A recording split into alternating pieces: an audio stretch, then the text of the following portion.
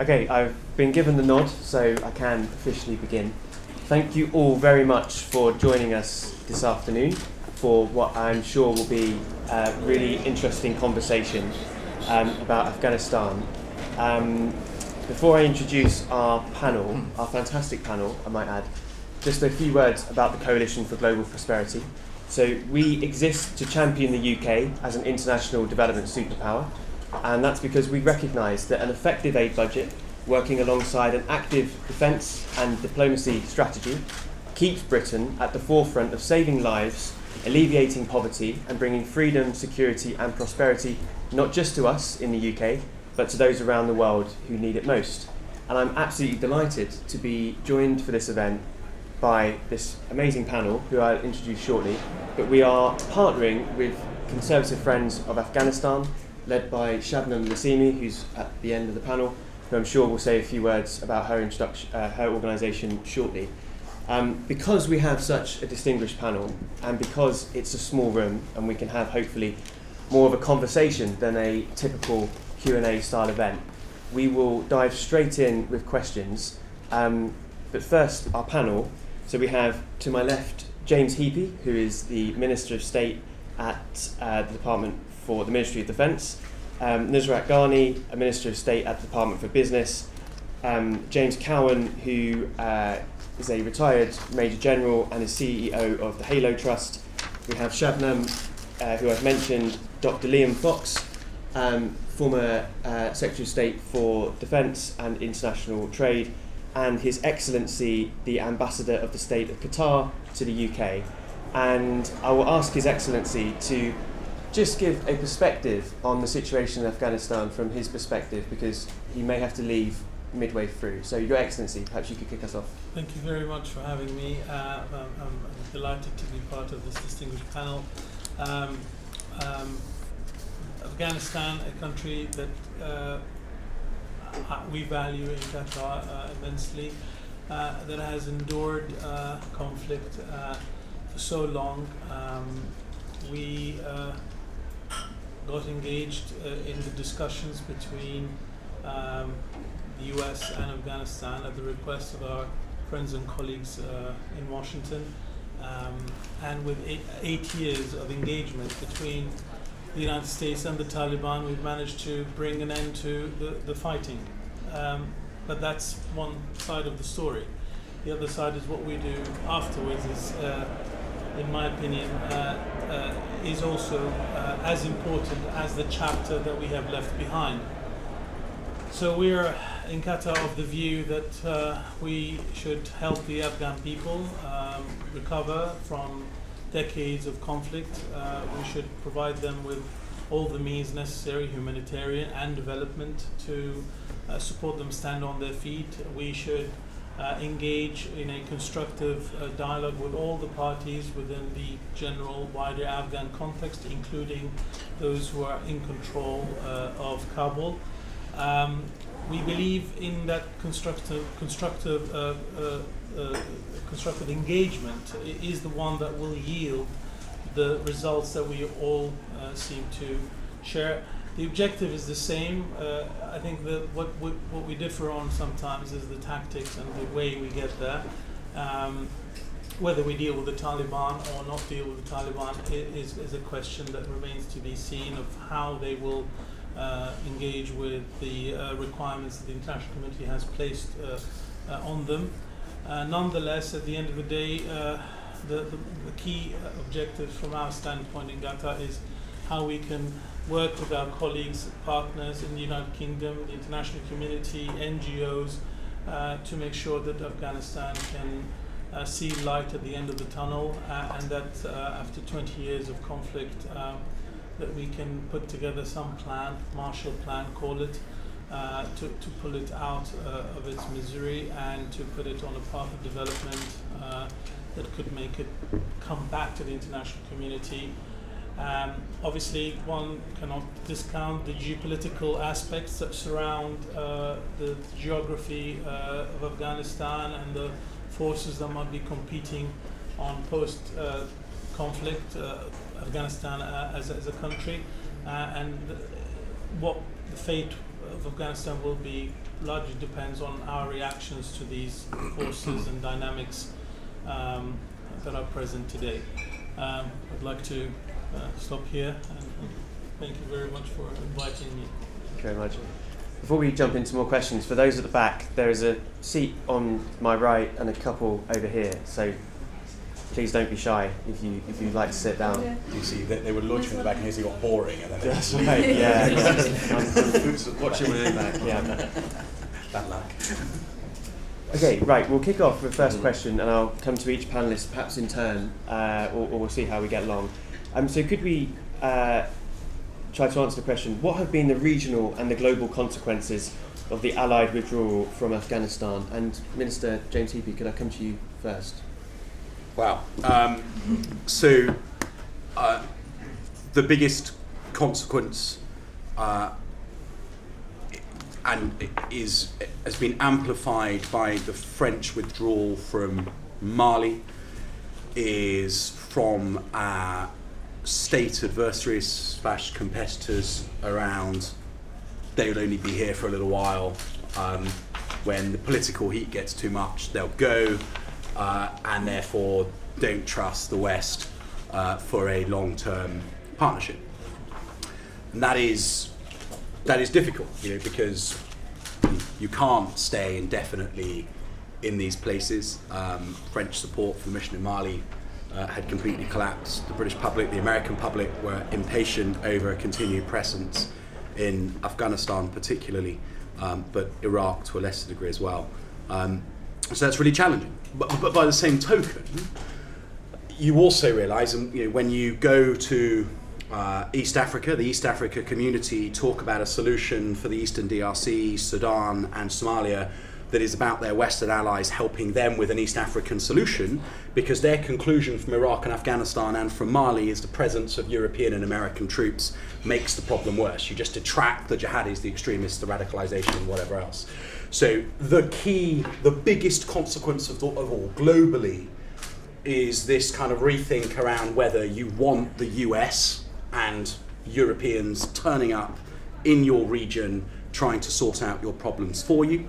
The Russians and the Chinese are pointing out that we're only there for a short while and then we leave. But by the same time, lots of other regions around the world, West Africa likewise, now seek their own solutions to their problems and want us to support them in delivering that. So that's the sort of big strategic thing.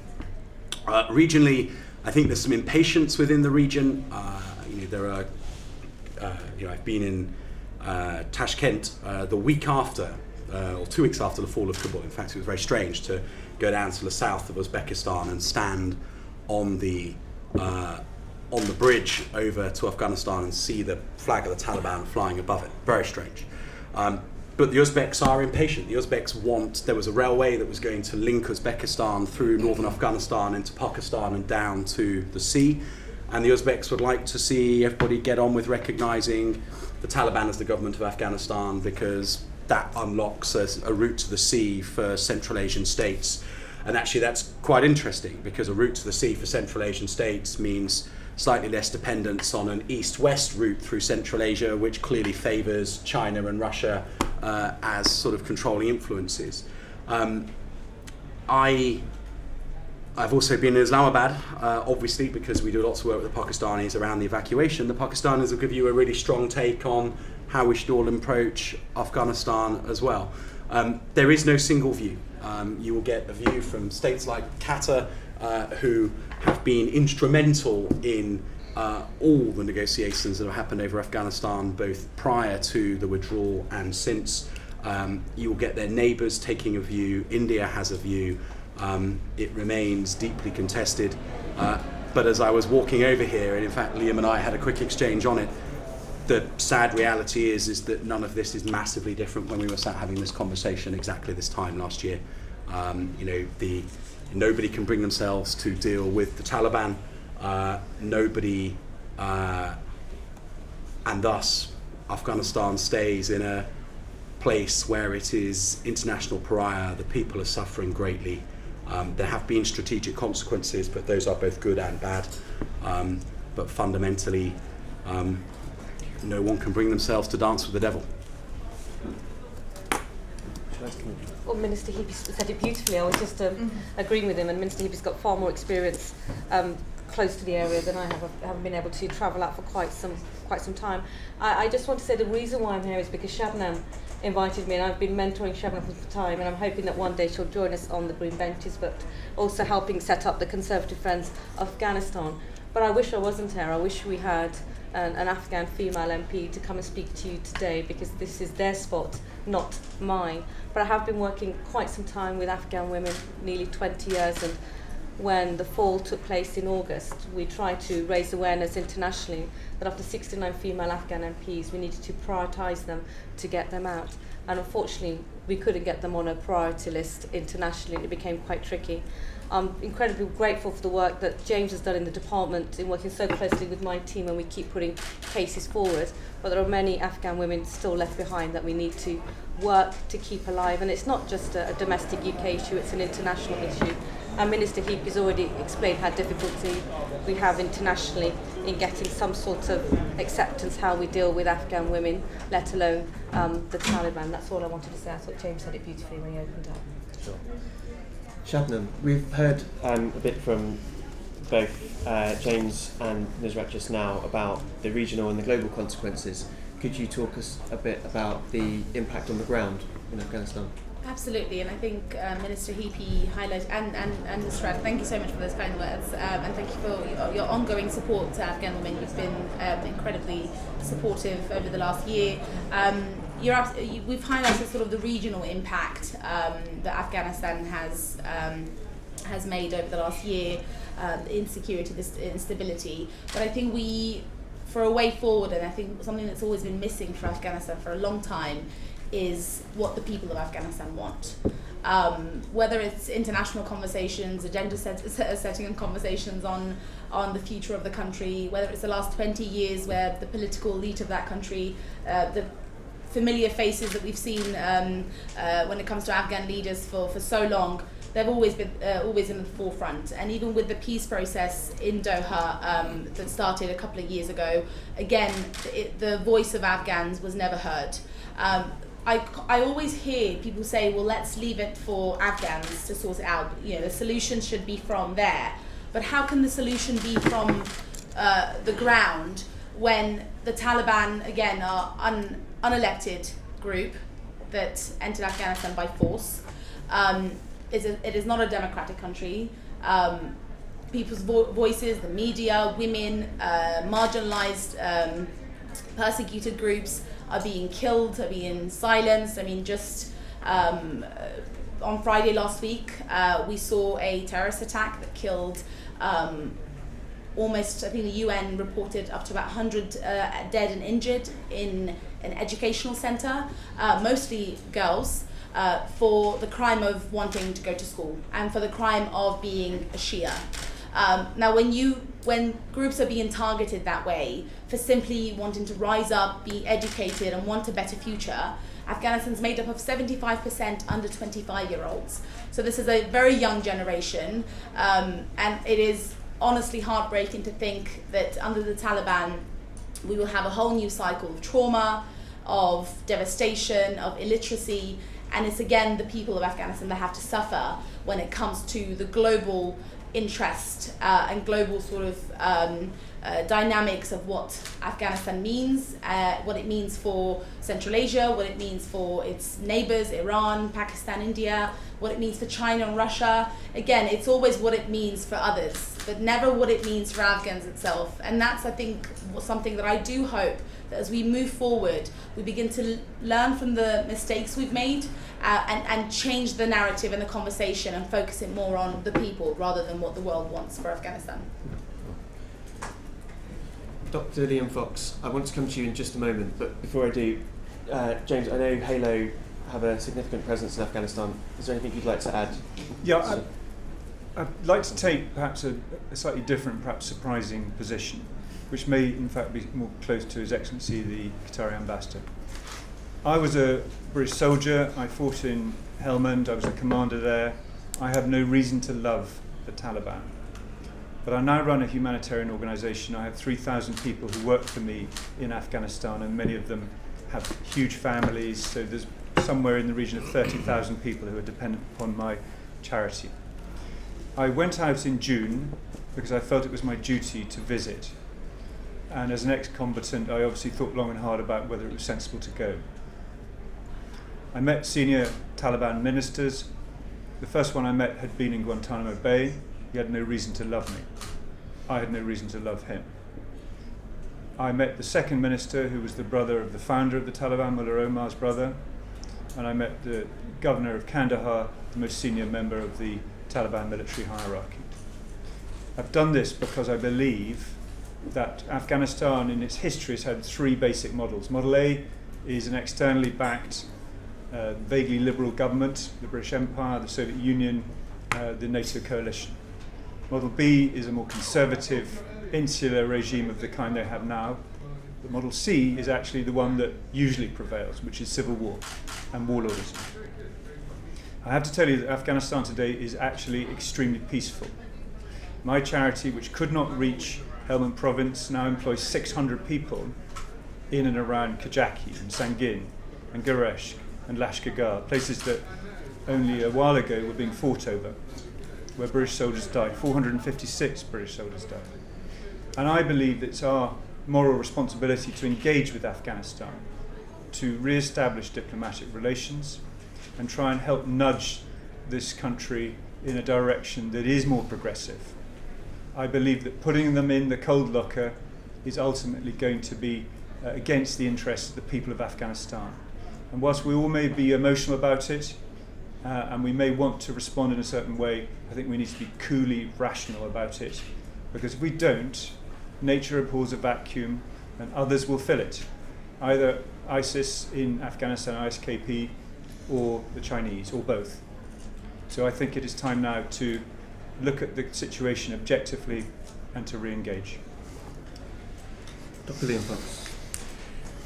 Well, as you know, I was highly critical in the Commons and elsewhere about both the speed of the withdrawal and the mechanics of the withdrawal. There seems a little point in going over that territory again tonight, but we are exactly where I feared we would be as a consequence of that. We have subjected the people of Afghanistan not just to an undemocratic government, but an anti-democratic government.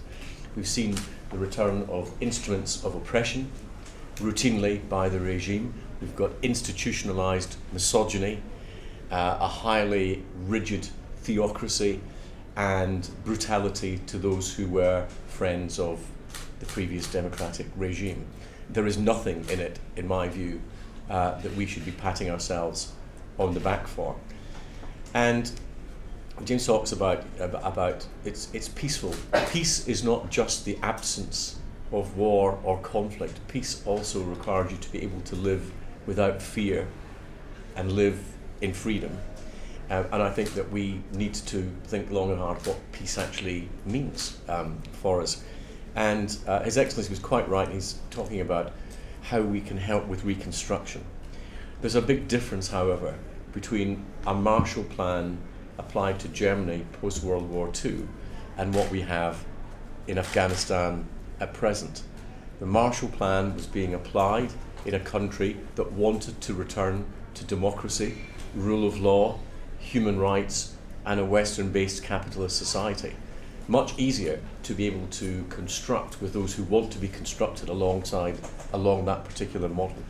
And I think that I don't disagree with what James says, that there's no point in having them in cold storage, as it were, and freezing them out. But by the same token, we've got to recognise and be realistic about what we are dealing with.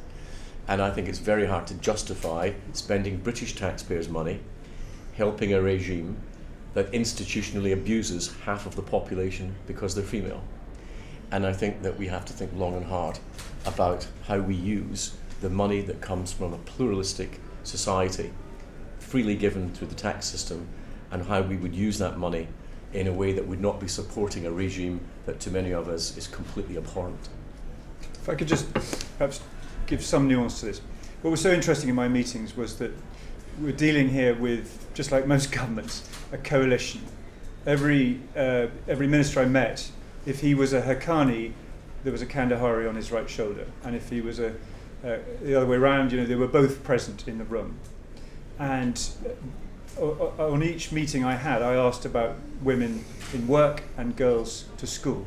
And they all agreed that they wanted to move towards this. But they were very frank about it. They said they're a coalition and they're worried about losing the right wing of their coalition to ISIS. And they're also worried, frankly, about assassination. Shortly after I left, Mullah Haqqani, who's actually confusingly not a member of the Haqqani network, who was the most vocal Taliban supporter of women's rights, was assassinated.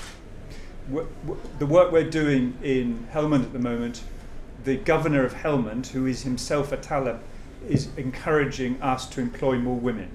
The Halo Trust is now employing more women than it has ever employed in the past, but it is being obstructed in that by the very traditional communities in and around Sangin. So this is a complex environment in which the politics of Afghanistan will move slowly, and we must be patient with it, because the weird thing is actually I totally agree with Dr. Fox. I want the same things as him. I'm talking the tactics of this and how we go about it, and it's patient diplomacy that will achieve the result, and it will take a very long time. And we mustn't believe that somehow that model of an externally backed liberal government is suddenly magically going to reappear, because I know that the minister here has got lots of other priorities, and reinvading Afghanistan is definitely not one of them. Not even close. My next question is, and I'll come to perhaps our two ministers first. What needs to happen to alleviate the dire humanitarian crisis in Afghanistan, and how is the UK helping those efforts? Who would like to have a first crack at that? Were you at the UN meeting, James, when we made the commitment to the multi-million-pound? So there was one of the great things that we're able to do through the Foreign Office, and I think Lord Ahmed has been leading on this, is be able to convene like-minded people at the UN. And we have committed $676 million in aid to Afghanistan, and also raised $2.4 billion at the conference that was hosted in between April and March at the UN. So we're able to convene and bring people together. That was the UN Humanitarian Response Plan. So we're able to convene. We're keeping a huge amount of profile on Afghanistan, and also we've also been able to provide a huge amount of aid too. Before I came to this meeting, and Sharon asked me quite a while ago, I wanted to speak to the Afghan women and ask them what they wanted me to say, because there's no point me sitting here as the MP for Wilden telling you what I think. They are incredibly anxious that the money that's being raised will not get to the communities they want to reach. And it may just be because the Taliban just cannot organise themselves to get the foodstuffs out, number one. The second is they're concerned that if they are identified as people that do not deserve support because they are similar to us in values and or conducted themselves like us over the last 20 years, they may not get access to that aid too. So there's a huge amount of anxiety how that aid will be distributed. And that's going to be, we've got humanitarian crisis, we've got winter coming. I think the UN said that 23 million people are at risk of dying from starvation. So it's going to be a terrible, terrible period of time.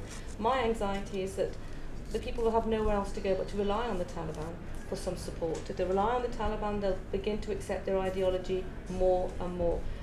I grew up not that far from Afghanistan. I was born in Kashmir. So I've known many Afghans over my lifetime. Some were far more fundamental in their faith, some were a bit more liberal.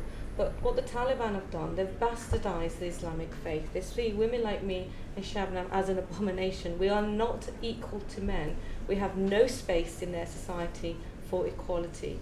And it worries me that if we don't, first of all, keep alive the educated men and women of Afghanistan, will have to go back and rebuild the country, or we allow Afghans who are desperate for support, and the only way they can get support and to thrive is to get close to the Taliban. We're losing them further and further ideologically. It'll be even harder for us one day to help build Afghanistan with Afghans on their terms if we don't keep, first of all, the people we need to keep alive who are on the Taliban hit list, and second of all, do what we can to support regular Afghans so they don't think the Taliban or their ideology is the only way forward. I am pleased that we've been able to raise money. I'm pleased that we're convening. I'm just anxious that if we listen to what Major James said and we're patient, who's going to be left? how many Afghans are going to be left to rebuild Afghanistan? They were in power for 17 years. 20 years of some sort of peace meant only 69 female MPs ever elected. We can't wait for 17 years and 20 years for some sort of representation in the Afghan government by Afghan women. So I'm trying to be optimistic, but I'm struggling. So let's just make the key point that there's money that the international community have raised. There's more money I think the international community would send. There are partners in the region for Afghanistan who care deeply for Afghanistan, who would assist Afghanistan with nation building if the Taliban showed any appetite for doing so. But at the moment, the people who have the competence to run Afghanistan and to manage the Afghan economy and to manage the Afghan agricultural sector and everything else are fearing for their lives and trying to leave, or the Taliban are positively pushing them away from positions where they can be part of government. So it's right, it means that what we're frankly doing to alleviate the situation is getting money in through the UN as best we can, but it's an entirely UN administered aid program, which means it has the reach only of where the UN can really get to. And then other than that, it's for evacuating the people who have a right to come. But that's a wholly unsustainable situation, given that most of those people are the people that Afghanistan needs to run the country.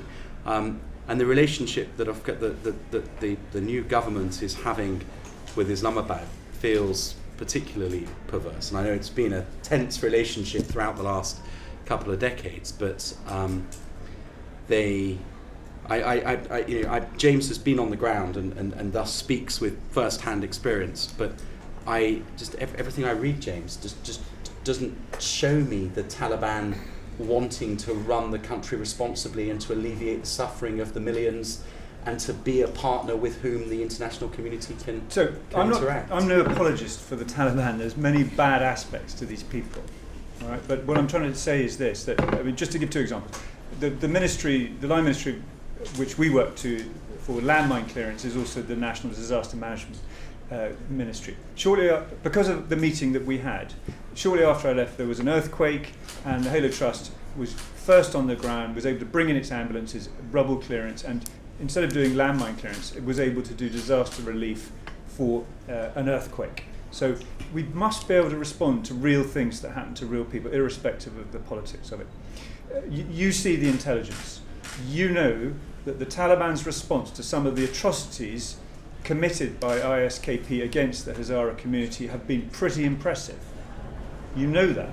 They've been on it and pretty aggressively taking out ISKP who have brutalised Hazara communities.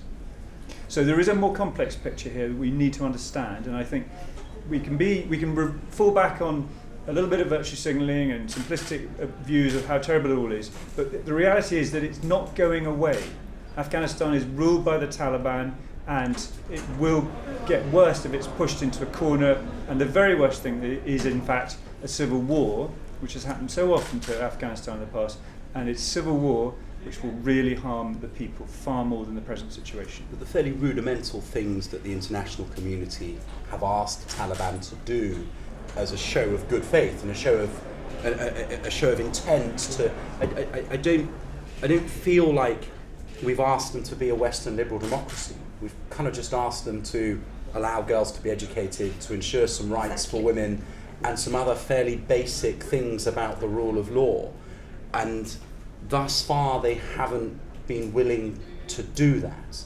And I just wonder whether, if we stand for something, and the humanitarian situation makes this a very hard thing to say, but if we end up giving up on those very basic asks, are we really helping Afghans? We shouldn't be giving up, no. And we must put pressure on them, and we must keep them to promises made. But this is 14 months into a change of regime in which peace still endures. You can drive anywhere in Afghanistan today without any fear of what happened to you before. Before August, you would have been ripped off at every single checkpoint. There would have been police there taking money from you as corruption. People, women and children would have been terrorised by the Ashraf Ghani government. It was a horrific state of affairs. It is not some nirvana that has departed. It was years of extreme violence. and descending into worse and worse chaos in the run-up to the change of government. You can now go anywhere, and believe me, the police are well behaved, people are polite to you, women are not terrorised. You know, it is not entirely the situation you think. But that doesn't mean that what the Minister says isn't right. We should keep the pressure on them, but we're only 14 months after the event, and these things take a long time to change deep-seated cultural behaviours and prejudices, and I don't deny it. It won't happen overnight. Dr. Fox, and then we should come to you, Shannon. I just think that, you know, we're talking from slightly different positions here, in that there's a difference what a charity does with its money and what a government does with taxpayers' money. And our taxpayers' money is raised in a system that has embedded values within it about equality and decency and the style and the ethics of governance. And I think it's perfectly reasonable that the charities would want to engage with the government of Afghanistan, however unpleasant we think they are. It's a different matter using taxpayers' money, British taxpayers' money, unless we've got some idea about the direction of travel. I have no problem with my taxes being used for disaster relief or humanitarian assistance. That seems to me just a perfectly reasonable, moral, human thing to want to do. I do have problems with my taxes being used to help a process of governance that is, as I said, institutionally misogynistic. Women may not be terrorised in the streets, but they're never going to have a future if they can never be educated.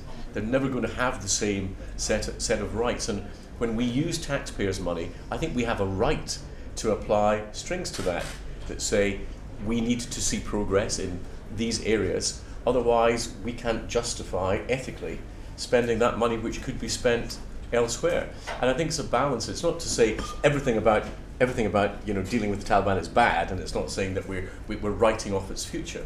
But I do think governments have a slightly different duty to determine how they spend taxpayers' money than charities who are using money which has voluntarily been given to them. So I think that things on progress on rules of law, progress on human rights, on better governance, these have to be strings attached when we're using government money rather than private money.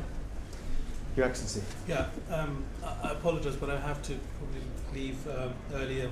I have another engagement to attend, but I just want to buttress what the General remarked earlier, is that I also understand where Minister Fox comes from, as well as to the fiduciary duty on governments to respond to their constituents and their voters. But in between these two positions, I think one could think of a middle way, because as the General earlier indicated, we have three options: civil war option, a government that is weak, supported by external forces which will collapse at the first test, or a government that we might not really like or fathom, but one that is in control and can provide a degree of stability for which we can use in the interim, and with that, as I said, and I caveat, and I make sure it's under constructive engagement. That does not mean giving up on any values that we might hold, but that means allowing time, given the history of the place that has been ravaged with war for well over 3 decades, and only time will be able to prove us either wrong or right. I believe that it will prove us right if we have that patience to engage, patient diplomacy as referenced by the General, and so that would require collective effort. Countries like ours, the UK and friends and other partners can engage in that process and see them through. I tell a story all the time, and I'll conclude with this, is that when 70 years ago the Gulf was in a similar condition. If you were to ask anybody in the Gulf states about some of the values that we hold dear today, they would probably not follow through. But because of the openness of our Western partners and allies 70 years ago, we managed to progress in the direction that we have done so. And today we have 3 cabinet ministers in our government. We have women in leadership positions in Qatar. We have, in foreign affairs and defense, we have fighter pilots flying Typhoon planes from England, and they're all Qatari women. I mean, who would have imagined this 70 years ago? If it wasn't this pragmatic but still value-driven approach that the UK have showed, the US have showed in engaging with the Gulf, and that took us really a long way to be where we are today, and progress is still continuing. I'm not saying we stopped or we should stop. In fact, we should do more. But I believe that Afghanistan is a case that could follow that historical model if any analogy is to be drawn. Otherwise, I'm afraid it will slip into civil war or be caught in geopolitical battlefields, especially in the current climate, for which after 20 years of war and $2 trillion of money spent into it, the country will be in hands that are not necessarily friendly. So on that, I would excuse myself and apologize as I have to meet my other colleagues from the Arab League. But again, thank you very much for inviting me. Thank you. I'll take this as a memento for As the ambassador leaves the room, we should say that, frankly, the UK government would be getting nowhere with Afghanistan if it weren't for the incredible facilitation that the Qatari government offers. So, thank you, sir. I want to come to questions from the audience, but before I do, Shabnam, you've been waiting very patiently to come in, so please. It's okay. I think everyone raises critical and very important points when it comes to the future of Afghanistan. But I would have to say that on a number of points, I very much disagree with James from the Halo Trust. The General mentioned that the situation's far better. We've got more women in jobs, and the police are nice. I would very much reiterate that that's definitely not the case for the women that I've been working with, those who are in hiding, the journalists, the activists, the teachers, the civil society activists, those that played a very critical role in the establishment of a democratic, free Afghanistan over the last 20 years, those who have been pleading us to evacuate them, who have found it very difficult to apply for the resettlement programs for many parts of the world, including Europe, who are still at risk. And I honestly, over the last year or so, I don't think I've heard one case, a positive case of Afghans living under the Taliban. Now, you also mentioned that it's a cultural, it's a cultural thing, or that it takes time for Afghans or the Taliban to adjust to this modern or developed somewhat Afghanistan, this sort of forward-looking Afghanistan that the West created over the last 20 years. I would again disagree with that, because it's not a cultural thing. The Taliban very much are governed by their very narrow-minded view of the role that Afghans play. Actually, there was an interview that was recently had with one of the ministers of the Taliban interim government, where they said, do the people accept you? And the Taliban said, which people? We don't care about the people. We rule Afghanistan based on our own rules and our own rights. So I don't see any future, whether we give it time, we give it another year or another 2 years. There is no future in which the people of Afghanistan will be given the right to live by the values that they very much accepted over the last 20 years. And I know it's a very contentious topic. People have said, well, we've imposed democracy on Afghans over the last 20 years. I would say that's far from the truth. People embraced it with everything they had, and they wanted to live with the right to go to school, the right to stand in public office, to the right to have an active role in society, the right to go to work. Over the last year, not only have women been restricted from going to work, but there's no employment opportunities for people. The Taliban are not capable of governing. Now, I'm not saying that there's, like the Minister Heapy mentioned, that there is no form of intervention or invasion that we see in our cards for any time soon in Afghanistan, or a sort of a coalition going back into the country. But it's also not right to say we've got to accept the situation and this is what it is, because if that's the case, over the last week we've seen what's happened in Iran and the cry for support from the Iranian women, and actually that started and sparked another resistance over this week from women in many provinces across Afghanistan.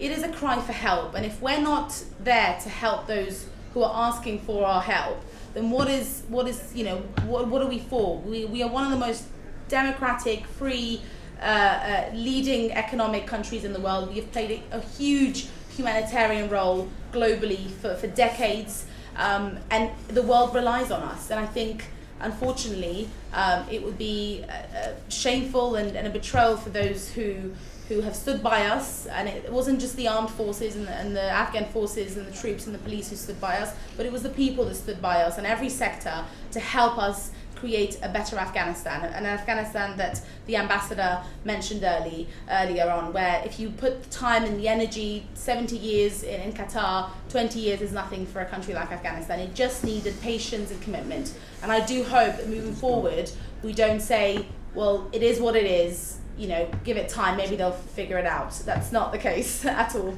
Thank you.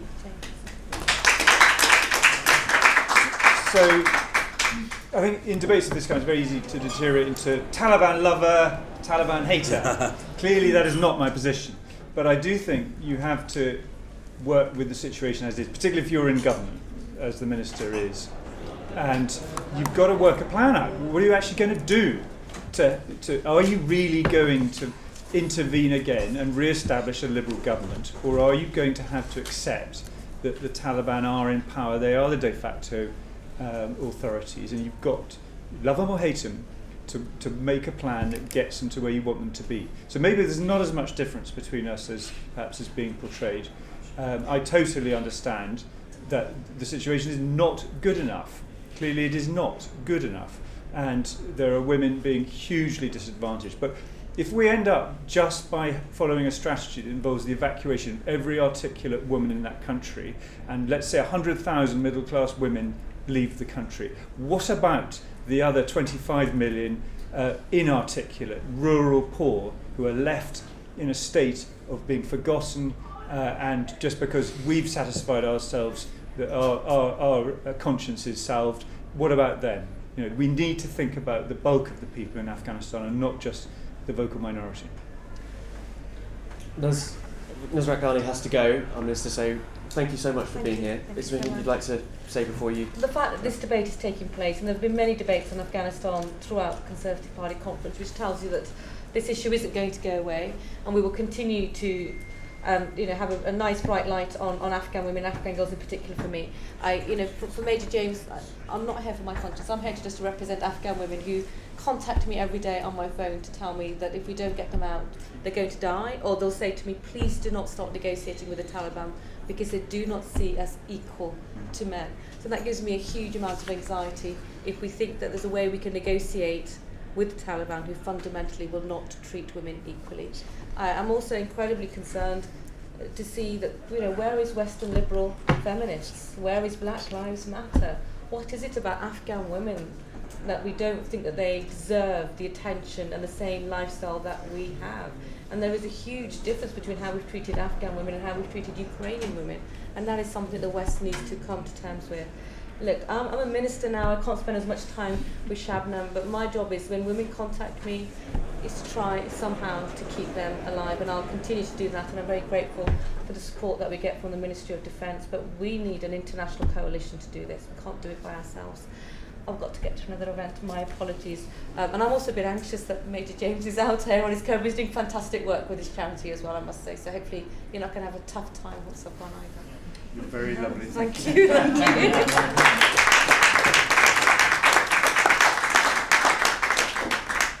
Thank you all for being very patient. We'll now turn to some questions. Claudia, I think your hand was up first. Yes, so I've been going up and go down. for it. Thank you, Safwan, and I'm sad to see the Minister leave, because I think the point you made at the beginning about where the women in Afghanistan voices are is really important. Thank you. Thank you. And I think I'm going to build a lot on what Shabnam said, but it's just, while we're kind of having this back and forth, I guess to an extent, about what the right approach is, which I'm assuming is a discussion that's being replicated in roundtable discussions across the world, in the UN and everywhere right now.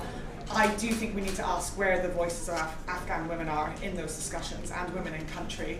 And I do think that we need a short or medium-term solution while we're having these discussions, while we're deciding what that approach is, to how we're going to fund and work with and invest in the Afghan women who are still in country, who are still protesting, leading activism, and are out there doing amazing work in country. So I wanted to ask, and I think that would be a great use of British taxpayers' money as well, to invest in these women, who are leading during these incredibly difficult times, and to ask how the UK government can work with and invest in those women. So not investing or working with the Taliban, but investing in local women-led organisations within Afghanistan, potentially working through partners to do that. I had a second question, which was, I understand that there's recently been a new fund set up by UN Women as well, which is going to have a lot less restrictions on grants and being able to get grants to local and women-led organisations in Afghanistan. And I wondered if the UK government would consider putting money into that UN Women grant scheme, so that Afghan women have access to those funds.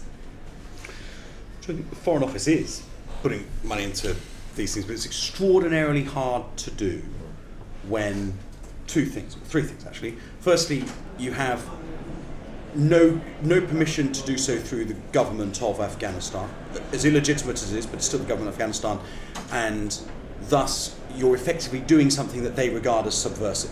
So to the point that James made about sort of we should be seeking to work with them, they would be regarding that as to subvert their government. Secondly, there's a danger that you are making these people less safe. You know, if you can support women in Afghanistan, and we'd seek to do so. We'd seek to do so through the UN. We seek to help women's charities, but fundamentally there are women who are fearful for their lives, fearful for their livelihood, and so whilst you help those groups are not seeking to be particularly visible, which makes it hard to help them again. And then the third and final thing is and James makes a really good point, right? There's a sort of there's a huge millions of Afghan women, millions of Afghans full stop, who are nowhere near qualifying for one of the various schemes that dozens of international companies run to bring people out. It's a painful truth. But until the Taliban are willing to recognise the rights of women, the overwhelming preference of women in Afghanistan is to leave. And that's I hear what you say, I hear your frustration, but it's really, really hard to reach these people when the groups don't want to be very visible, the Afghan government doesn't want us to have anything to do with them, and it would be counterproductive in terms of our wider progress with them to be subverting. And all of the female interlocutors with whom we might work, their priority is actually, in most cases, to try to get out. So just a follow-up question to that then, I guess, is what consultation is the UK government currently having with women within Afghanistan and women-led groups in Afghanistan, just to ensure that your position is constantly informed by what Afghan directly? It will be minimal. Because there's very little for the UK government as a UK government as a government to be speaking directly to people is extraordinarily hard. There's lots of advocacy for Afghan women in the UK, and of course the FCDO is very aware of what those advocates are saying, and everybody's very focused on the plight of women. But without an embassy and with and it would be regarded as a great provocation by the Taliban if we were to seek to do this. It's very challenging. So I mean, it sounds nuts, but it is the kind of reality. You can't, on the one hand, there is no lever to pull. There is no way to get to them as a government. Charities, brilliant, and supporting those charities is probably the best route for now, until we make a decision to re-establish diplomatic relations. But if we made the decision to re-establish diplomatic relations, you would undermine those new diplomatic relations if you immediately started to agitate around things that the Taliban are deeply uncomfortable over. And James is right to call for some pragmatism, but it's just freaking hard. I'm sorry. Dr. Fox, would you like to? Not really. I mean, every time I think of something, it comes out of James's mouth. Sorry. And it's saying exactly the same things. But the truth is, we don't have a permissive environment for the UK to operate on a national basis. So the best we can do is to operate through third parties, through the UN, through charities, where we can. And I also have some difficulty in this debate about women leaving, because there's a difference between women who are able to leave and women who want to leave. And the answer's got to be not extricating those who can get out, but improving the lot of all those who are still there, which is why, when we eventually re-establish relations, then our push, and as I go back to the point I made earlier, if we're going to be using British taxpayers' money, it's got to be in a way that's consistent with our own values, and that those values predominantly have to be about equality of all citizens. Our Minister and our Member of Parliament need to leave in about just over 5 minutes, so can we take 3 questions together to give the two politicians a chance to answer before they go? So I think your hand was up first. Yes. Then Catherine. Yes, am I correct in saying that as the legitimate Vice President of Afghanistan stayed on, he's legitimate, the President, and what's the state of play with the anti-Taliban resistance? Because I believe they got no assistance from the UK government or anyone. So what is the state of play with the anti-Taliban resistance? Is it still, as I understand it, it's still continuing, but has anyone got information? Sir, could you? My question is, what leverage do we have? So with a humanitarian crisis coming down the road, it seems that the Taliban are giving us a terrible choice between trying to protect people's rights and trying to protect people's lives. And although we would obviously only want to spend our money in places where rights can be protected, the truth is that the dead have no rights, and this is a time-sensitive matter, and so isn't it time for us to accept that Afghanistan has politics and get on with it for at least this time period? Catherine, no more. Yeah, I think I'm actually going to build on both of those questions. So, Amrullah Salah is connected to Massoud, who declared a government in exile. So, and there is precedent for the FCDO to accept governments in exile. So, in particular, Libya. So, the FCDO took the lead on that. It seems to me an interesting interim measure to say, let us recognize a government in exile, because that would release funding, particularly funding sitting in the US. There's about $3 billion of central bank funding that's sitting in the States that could potentially be released to a government in exile. Is that something that you're looking at, or is other governments looking at? It seems like an interesting interim step. If it's okay with the other panellists, I'll ask the Minister and Dr. Fox to respond first because they've got pressures on time. Well, so on the question of, should we just accept it? The answer is no. We shouldn't just accept it. When it comes to humanitarian aid, disaster relief, as I said, I've got no problem whatsoever. Humanitarian aid is humanitarian aid, and we give that aid because it's the right thing to do in all circumstances. But the idea that we would structurally help a regime whose values we find frankly repugnant is not to me acceptable. I couldn't in Parliament vote for the use of taxpayers' money to assist such a regime. I have no problem sanctioning money to help people who would be starving, who would otherwise die, who require relief from an earthquake. That's fundamentally a different question. But I don't think that because we can't change immediately the nature of the Taliban, we simply accept that that's our lot and we have to stick with it, because that's to abandon those to whom for 20 years we tried to give a better way of life and a better set of values. But will we not need their cooperation? But we can't just do that and say, because no matter how bad your regime is, we have to cooperate with you. That's not how an ethical foreign policy works.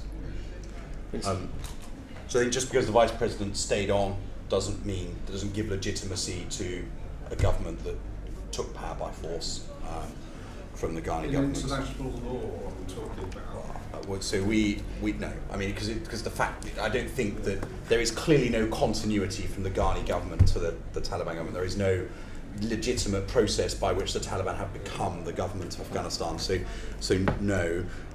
We're not funding resistance in Afghanistan because the resistance in the Panjshir petered out very quickly. There's no credible Northern Alliance type resistance. The most credible resistance is Islamic State in the Khorasan province, and we definitely ain't giving them any cash. The problem with sitting next to Liam is every time you think of something to say, he goes and says it. I completely agree on that. Yes, there's an impatience to re-establish relations. There are some countries that have re-established relations. But we stand for something, and look at the macro arc of this century and what the competition is. Competition between authoritarianism and democracy, between repression and freedom. How on earth do we have that conversation in countries all around the world if we're saying one thing across Africa, South America, Southeast Asia, the South Pacific, and then out of expediency we're turning around to a brutal, barbaric, misogynistic regime in Kabul and saying, well, we'll recognise you because you've held out for 15 months and not done what we've said yet. And I think the difficulty with your government in exile point, although I'm going to take it away and ask the question because I've not really heard it said before, but the difficulty is I just cannot see any route by which that government in exile returns to being the government. And so effectively, are you releasing funds to a government in exile, but they have I can't see where their agency is in spending that cash meaningfully within Afghanistan, because the structure of the state is so depleted, and what does exist, it's so completely in the gift of the Taliban. But I'll take the question away because I hadn't heard it put like that previously. Yeah, well, potentially it could help the diaspora, which is an interesting follow-on point, right? You have millions of people moving. So if we could use that money to help the diaspora, potentially create a government in exile. Yeah, interesting. Can I just say, I had an uncle who was in the Royal Marines. He was killed in Cyprus by Ayoka. We negotiated with Ayoka, and President Makaras became the president. My father was shot by the IRA. We negotiated with the IRA, and Sinn Féin is now a major part of a constitutional process in Northern Ireland. All wars end in negotiation. Britain has a wonderful reputation for statecraft and for observing how to conduct diplomacy and make the world a better place, not through a naive adherence simply to ideology. That is the tradition in this country, and ultimately we need to be cool about it and think what's really in the interest of the people of Afghanistan rather than our own consciences. Except, almost, we didn't negotiate with Nazi Germany. We defeated them because their ideology was so evil. So not all wars end in negotiation. Correct. And so we could reinvade Afghanistan. No, I'm not saying that. I'm just saying that it's not a justification for talking to a regime that we find abhorrent. And we do have to hold out for the values that we actually support. And through our mission to Afghanistan from Doha, we do engage with the Taliban in Doha, and Simon Gass, as the Prime Minister's special envoy to Afghanistan, has on a number of occasions been forward from Doha and been to Kabul to have. So there are sort of There are discussions through which we are seeking to have influence, but our ask is really simple, and it's the same ask as the United States, as Canada, as France, as Germany, as so many other countries that we would see ourselves as like-minded with. And it's really, we're not asking for elections tomorrow, we're not asking for free, fair, open democracy, liberal media, it's simply a couple of really basic asks for the Taliban to show some good faith with the international community. I think everybody wants to have a diplomatic relationship so they can get to work on the enormous humanitarian crisis that is unfolding in Afghanistan, and this winter will be every bit as bad as last. Yep. But if they just won't give that tiny bit, then how on earth can you think they're showing willing? I really don't think we're asking for much. I'm mindful that the Minister and Dr. Fox need to go. Shabnam, final word, 30 seconds. I think this conversation we could sit here for hours and debate, but thank you so much for making the time. I think as long as people are still interested and want to offer support, like the UK has been an incredible ally of Afghanistan for a very long time. Over the last 20 years, they've played a critical role in giving Afghans a voice, and I do hope that will continue, and will continue pressuring the Taliban to make sure that Afghanistan does not become a haven for terrorism globally once again. Thank you. Can we thank our panel?